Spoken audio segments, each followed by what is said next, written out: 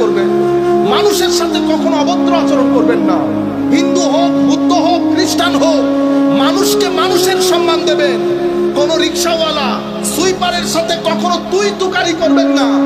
ভালো বংশের পোলাপাইন কখনো মানুষের সাথে বেয়াদবি করেন। এটা হলে কি হবে? আপনার জীবন এনার্জেটিক হবে। আপনার জীবনে দুই ধরনের এনার্জি দরকার। কয় ধরনের এনার্জি? দুই ধরনের। দুনিয়া যদি এখানে থাকেন, এখানে কিছু জিনিস তো আপনার দরকার হবে। টাকা দরকার হবে, খাওয়া দরকার হবে, মা বাবা আত্মীয় স্বজন দরকার হবে, কিন্তু আপনার টার্গেট কোনটা? আপনার টার্গেট কিন্তু এখানে কেউ না।